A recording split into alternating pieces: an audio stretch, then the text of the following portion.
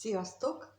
Megnézzük, hogy mit nem mond el a személy, akire gondoltok, és nem határozom meg, hogy ki ez a személy, hanem vagy párkapcsolatról, vagy bármilyen kapcsolatról lehet szó. Meglátjuk, hogy majd mit mutatnak a kártyák.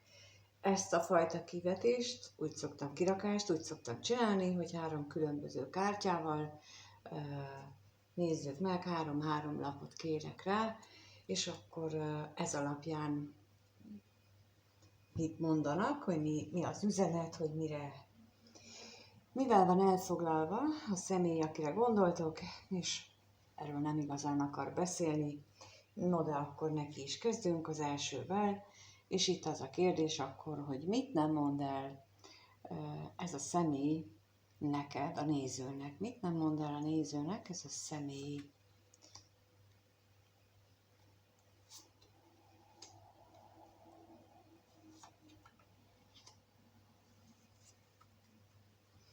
És akkor megnézzük a másik fajta kártyát, hogy abból mit nem mond el ez a személy.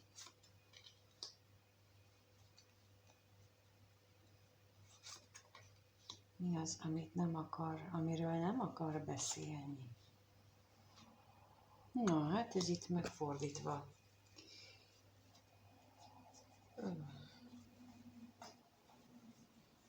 Érdekes, hogy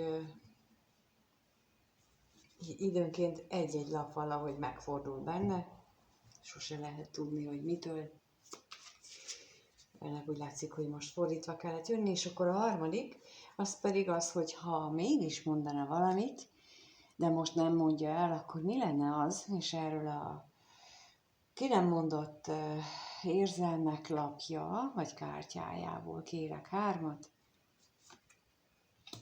ami majd megnézzük, hogy függ össze, vagy összefügg egyáltalán a többivel. Hát eddig a kirakásokban úgy mindig úgy jött ki, hogy az úgy nagyon is passzoltak egymáshoz, amik kijöttek, és most megnézzük, hogy az első sorban kijött az érmék ásza, az erő és az érmék 2-ese, a második sorban az érmék 4-ese, a botok 7-ese, és fordítva a kardok 6-osa. Hát ezt így teljesen, így ránézésre egy kerek történet az, ami így rögtön látok.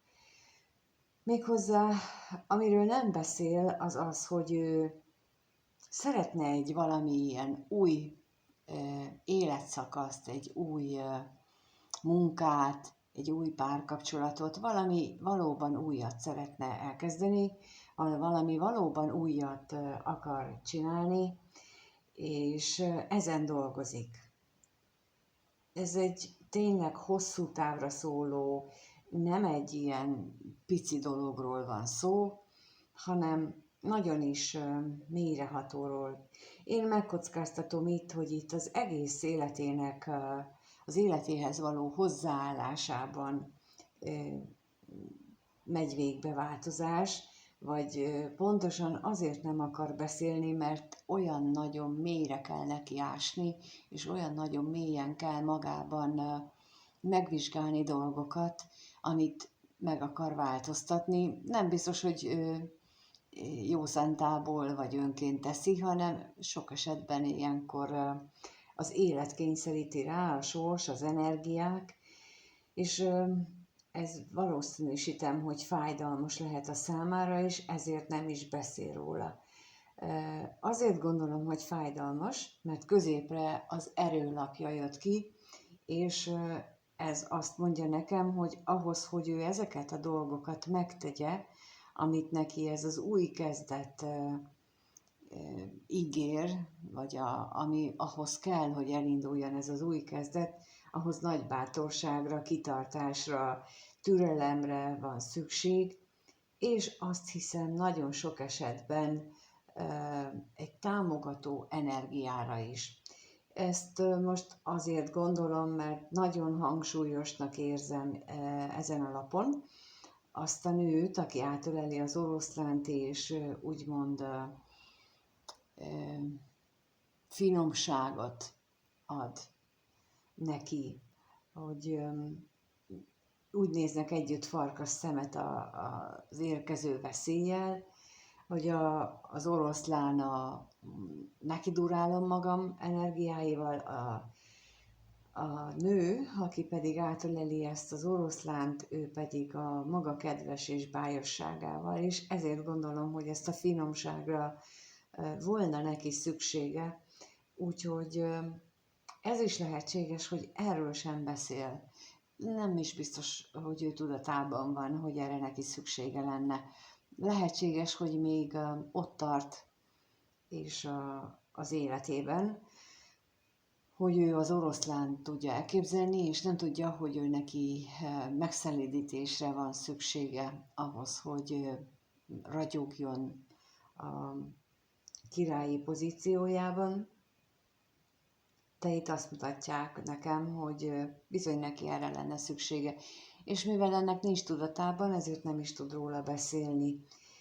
Lehet, hogy ez kulcs dolog lenne ahhoz, hogy ő megtalálja a mélyebb értékeit, a mélyebben rejlő dolgait, de mivel nincs tudatában, ezért nem igazán sikerül, nem igazán jut dűlőre, és ezt mutatja az érmék kettese, hogy ha valami eszébe jut, hogy akkor ez így jó lesz, akkor hamarosan sikerül neki magát le is beszélni róla, és olyan időről időre kibillen az egyensúlyából, időről időre ott találja magát, hogy amit kigondolt, amit elhatározott, az mégsem jól működik, illetve amit még ez a kártya jelent, jelen esetben az az, hogy lehetséges, hogy két ellentétes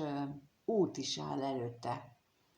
Teljesen ellenkező irányba indulnak ezek a hajók ott a háttérben, ezért ebből gondolom, hogy ellentétes irányú megoldások is körvonalazódhatnak az ő fejében, és nem tudja, hogy most ezekkel mit kezdjen, és ha sikerül is valamilyen észérvet kigondolni hozzá, akkor hamarosan történik valami, ami felülírja, és újra ott találja magát a billegő pozícióban. És azért mondom, hogy ilyen észérveket talál hozzá, mert az előbb ugye az oroszlánnál mondtam, hogy ő az érzéseim szerint még itt a racionális emberi érveken, gondolatokon alapuló stádiumban van, ahol nem akarja az érzéseknek, az érzelmeknek, sőt a lelkének sem akarja megadni magát, hanem még mindig erőből akar cselekedni, pedig itt az érmék ászával nagyon sok esetben akkor lehet valódi, hosszú távú új életszakaszt elindítani, hogyha ezeket mind ötvözzük magunkban. A gondolatokat, az érzelmeket és a léleknek a szavát is, a léleknek a mondani valóját is magunkba egyesíteni tudjuk, és valamiféle egyensúlyi állapotot létre tudunk hozni. De azt hiszem, itt a második sorban az érmék négyesével kezdünk, vagy kezdődnek a lapok, mint egyfajta magyarázatot adnak a felső sorra, ami ugye megmutatja, hogy milyen a nagy kerettörténetet, és akkor a második sorban, mintha annak a magyarázatát látnánk, az érmék négyese az azt jelenti, hogy ez a személy két lábbal áll a földön. Ott a lábai alatt két érme van.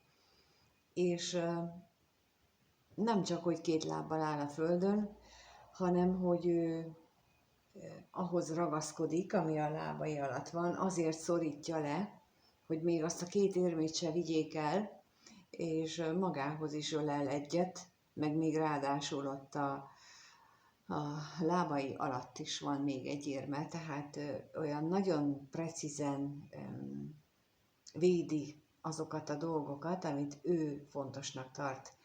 És ahogy az előbb mondtam az oroszlánnál, hogy ő nagyon a gondolati szinten van még, és nem látszik a léleknek és az érzelmeknek a jelenléte, ebből az érmék négyesből határozottan az látszik, azt érzem, hogy ő még a fizikai síkon, az anyagi világ síkján próbálja megteremteni az új útszakaszt az életében, az új életszakaszát, és el sem tudja képzelni, hogy ezen kívül van-e valami más. És ami most így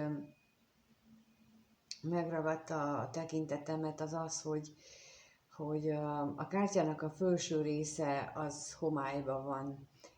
És ez azt támasztja nekem alá, amit mondtam, hogy ő számításba sem veszi azt, hogy lehetne másút.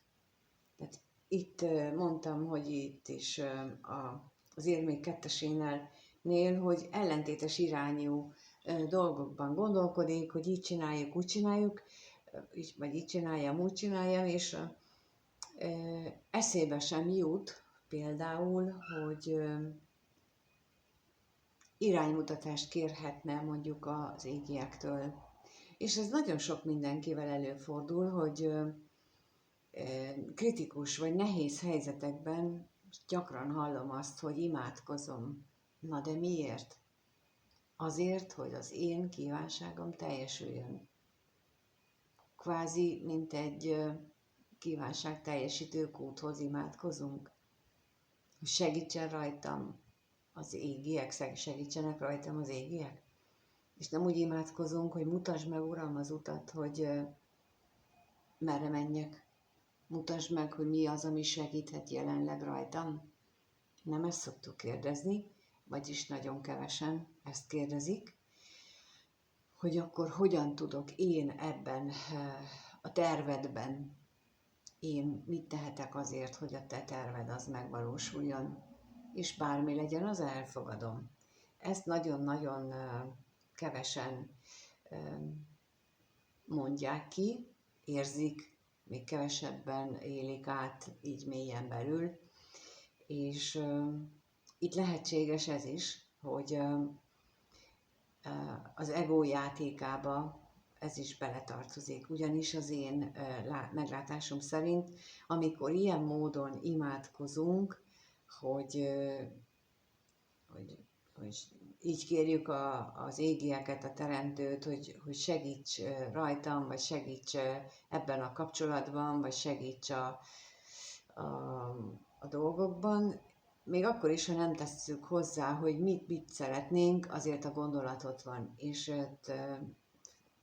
emlékeztetnék mindenkit, hogy nekik nincs szükségük arra, hogy mi kimondjunk dolgokat, tehát a gondolatainkat és a bennünk lévő dolgokat is látják, és ha ilyen varázsló szerepet szánunk nekik, hogy akkor csinálják már meg, amit mi szeretnénk, hát ha nem teljesülnek a dolgok, akkor nincs mitől, vagy nem úgy teljesülnek, akkor nem is lehet ezen csodálkozni.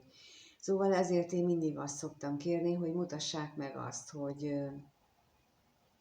ahhoz a célhoz, ami felé most indulnom kell, például itt ennek a személynek, az lenne a javasolt, ha hallaná ezt a videót, az lenne a cél, hogy ő úgy kérjen segítséget, egyáltalán kérjen segítséget, másrészt pedig, ha kér, akkor úgy kérjen segítséget, hogy az új iránynak az égiek által meghatározott új iránynak a kivitelezésében ő hogyan tud részt venni, mi az, amit ő tehet ezért.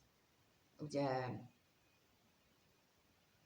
ott van az a magyar mondás, hogy segíts magadon, és Isten is megsegít, tehát azért ez nem egy ilyen sült csirke effektus, hogy berepül a szánkba a sült csirke, csak ki kell nyitni, hanem általában véve nekünk magunknak is hozzá kell tenni, és bizony itt nagyon is azt érzem, hogy ez nagyon fontos. Ehelyett mit csinálunk? Itt a botok hetesével védekezünk. Védekezünk az ellen a 6 bot ellen, akik egyébként magukat győztesnek érzik, és úgy gondolják, hogy ő náluk van a bölcsek köve, és akkor így elkezdünk ellene védekezni, mert nekünk is van saját bölcsek kövénk, és mindenki úgy gondolja, hogy nála van. És ez a személy is azt hiszem ezt csinálja, de nincs is egyébként nagy tévedésben, mert valamilyen szinten mindenkinél ott van a bölcsekköve, mindenki tudja azt, hogy az ő életében mi lenne a helyes, mi lenne a jó irány, csak többnyire nem vagyunk hajlandók ezt elfogadni, és inkább más utat választunk. És hogy miért? Azért, mert amit az előbb is mondtam, hogy ez az egónak a játéka, amit itt látunk. Az, hogy ő ésszel, gondolati szinten akarja megoldani azt az élethelyzetet, amiben van, a gondolataival akarja megteremteni az új lehetőséget, az új irányt, az új életszakaszt, amit az érmékásza mutat. És az ego az, aki ragaszkodik a meglévő pénzhez, vagyonhoz, munkához, kapcsolatokhoz, és minden máshoz, kivéve az égiekben való hit. Ahhoz nem kapcsolódik, és az nem is az egónak a felségterülete. Tehát itt, amikor azt látjuk, hogy a botok hetesével ő védekezik, tulajdonképpen a feltétlen hit ellen védekezik. Minden más, amit az ego javasol a számára, azt ő elfogadhatónak tartja, és abból a 6 különböző feltételből próbálja ő meggyúrni a maga 7. irányát, csak abban nincsen bent az egy opció, amit esetleg az égiek mondanák. Ha ezt így nézem, hogy 7 csakránk van, és csak a korona csakrának az energiája hiányzik, az ott van a kezébe, és nem engedi meg, hogy beáramoljon rajta az égieknek a segítsége, az ereje, a támogatása, mert nem is kéri, így aztán nem tudja. Tehát, hogy a meglévő információival, amiben benne lehetnek az ő sajátosan értelmezett intuíciói is, mert például nagyon gyakran megesik az is, hogy kapunk intuíciót, kapunk megérzést, jön ez, és akkor csak egy picit változtatunk az egóval, mert úgy gondoljuk, és megint hangsúlyozom nagybetűkkel a gondoljukat, hogy az úgy nem lehet megoldani, és megváltoztatjuk. És ebben a pillanatban már az intuíciónk elvesztette a funkcióját, már nem az intuíciónkra hallgattunk, nem a megérzésre, nem a belső hangra, hanem ott már az egót. És ezt mindenkinek jó lenne egy kicsit megfigyelni magán, hogy szokott-e így működni, szokott-e vele ilyen előfordulni, mert azt hiszem, ezek a kirakások mindig egy adott személyt jelentenek, akire úgy kíváncsi a néző, vagy kíváncsi vagy te, de ugyanakkor téged is, meg engem is persze, mindannyiunkat is jelent. Tehát amiről itt beszélek, az mindenkit érint. És ahhoz, hogy magunk mögött tudjunk hagyni eddigi életet, eddigi nehézségeket, problémákat, küzdelmeket, amit itt a kardok 6-osa mutat, ahhoz bizony ezeket a dolgokat meg kell néznünk, hogy hogyan működött eddig az életünkben, hogyan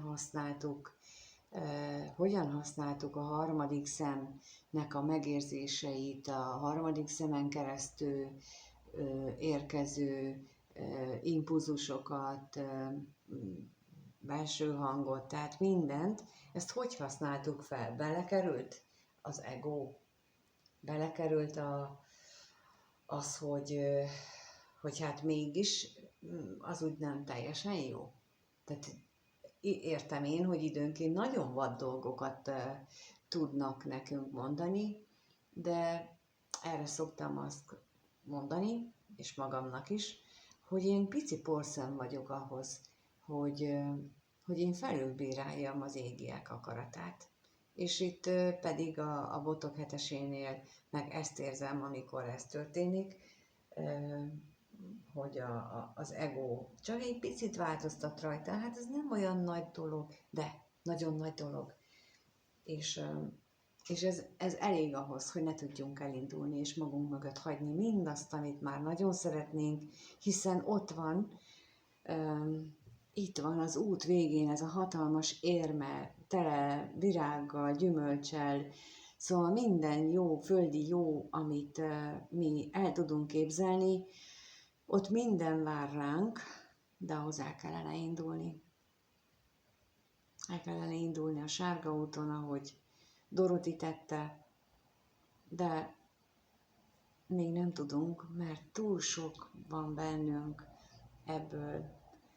És az én meglátásom szerint az egót meg kell tanítanunk az együttműködésre, meg kell tanítanunk arra, hogy a lélekkel, a belső hanggal képes legyen együttműködni, meg kell tanítanunk arra, hogy bizony, ha mi felnőttek vagyunk, akkor nekünk jogunk és lehetőségünk van arra, hogy azt mondjuk neki, hogy ez eddig nagyon jól működött, köszi, de most innentől kezdve én szeretnék másképp működni. És kérem az egót is, hogy ezt így tegye. Szóval nekem ez a véleményem, én ezt szerint alakítottam és alakítom át újra és újra a működésemet, mert hogy ő magától nem ez a funkciója, hogy magába ötvözze a mennyei hangokat és a mennyei hívást, meg tanácsokat, mert ő magában is kerek egésznek érzi magát, viszont mi már tudjuk, és ha ti itt vagytok, akkor ti is tudjátok, hogy bizony más is van, mint az ő létezése, ami nagyon jó, de bizony a másik is épp olyan fontos. És lehet, hogy ilyen szinten ez a személy nem érzi ezt így át, mert, mint mondtam, ő még csak azt éli meg, hogy a gondolataival nem tud tovább jutni, de ahogy itt az erőlapjánál elmondtam, neki szüksége van arra a finomságra, ahhoz, hogy ő valóban majd rá tudjon állni erre az útra, és ha ti jelentitek neki ezt a finomságot hozó szemét, akkor érdemes ezen, amit most így a lélek és az ego egyensúlyának megteremtésén mondtam, azért meg, hogy az égiekhez való fordulásról beszéltem, azt érdemes átgondolnatok, és megvitatni magatokban, hogy el tudjátok-e fogadni ezt, vagy nem, vagy ez tiszta hülyeség, mert bármihez jogotok van. Én csak elmondom az én gondolataimat, hát ha ezzel valaki másnak is hasznára tudok lenni, és tudom segíteni, mert ez a célom. Szóval, hát ha ti vagytok az a finom sugallat, aki majd ennek a személynek elmondja, amit ő éppen nem lát, mert ő éppen nem tudja, hogy merre induljon, mert lefoglalják, lekötik őt a mindennapi nehézségek, és lehet, hogy egy-két szó elég arra, hogy ő megértse, hogy itt valami több kell az ő problémájának a sikeres megoldásához is, ha ti itt vagytok, akkor lehet, hogy ti vagytok azok, akik segítenek neki. Na de, megnézzük, hogy egyébként itt ezek alapján mi az, amit ő mondana, mi az, amit ő, ha megtehetné, akkor a tudomásotokra hozna. És akkor megnézzük most ezt az elsőt, hogy ez mit jelent. Az első kártyán azt olvashatjuk, hogy a korlátozó hiedelmek a legjobbat hozzák ki belőlem.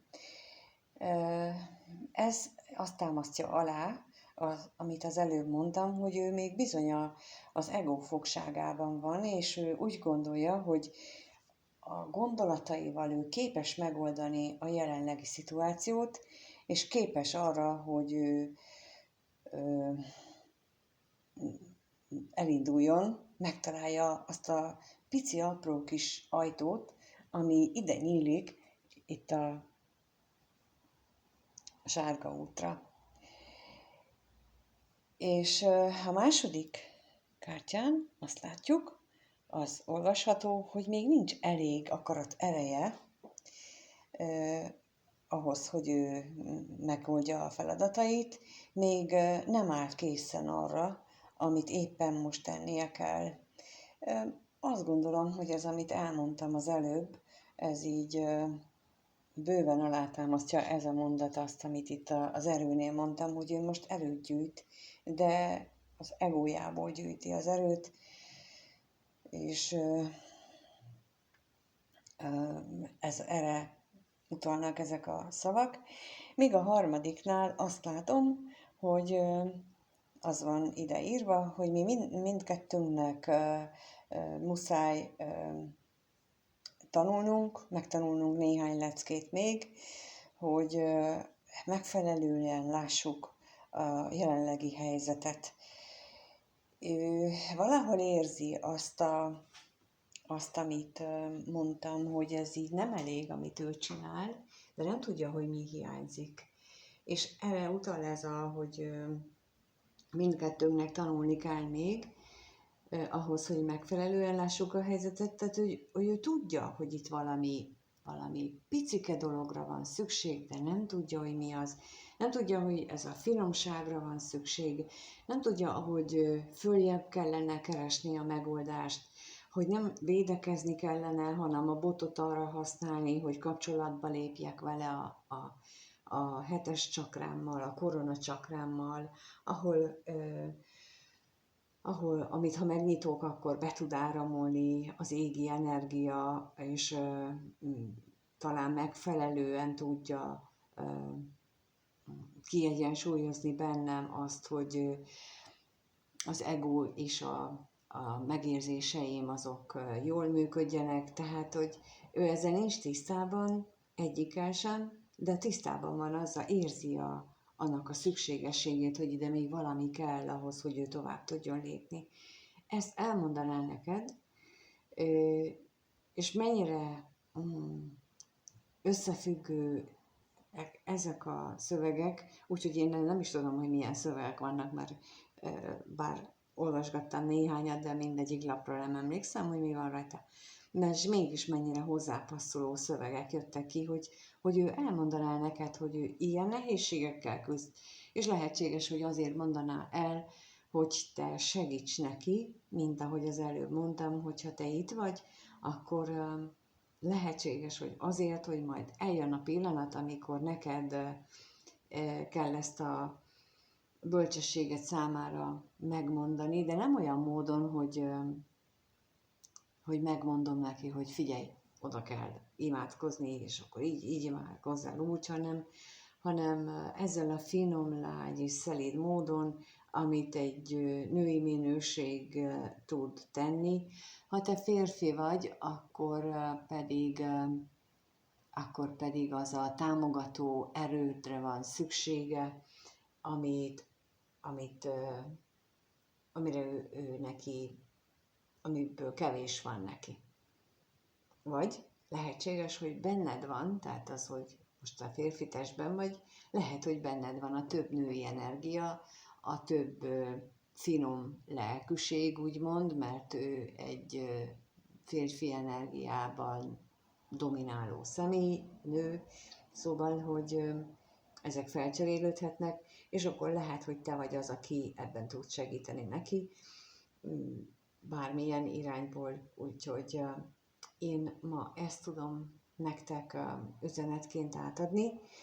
Én nagyon köszönöm, hogy itt vagytok, és nagyon hálás vagyok azért, hogy megírjátok a kommentbe, hogy a gondolataitokat, hogy megírjátok azt, hogy mit gondoltok. Most például annak is örülnék, ha megírnátok, hogy ezt hogyan újszerű-e számotokra ez az egónak a megközelítése például, amit én mondok, vagy annak, amit itt mondtam, hogy az imádsággal kapcsolatosan mit gondoltak erről. Ezeknek mindnek örülök, ha véleményeteket megosztátok velem, és köszönöm szépen, hogyha lájkoljátok a videókat, és a feliratkozóknak is köszönöm, akik feliratkoztak már, persze nekik, és köszönöm. És egyébként pedig a leírásban mindenféle elérhetőséget és mindenféle lehetőséget meg olvasnivalót találtok, ami akár segíthet abban is, hogy ezeket a botokat, amit az ego hoz felénk, és eltorzít időnként, hogy azt hogyan lehet legyőzni. Úgyhogy köszönöm mindannyiótoknak, és mindenkinek minden jót kívánok. Sziasztok!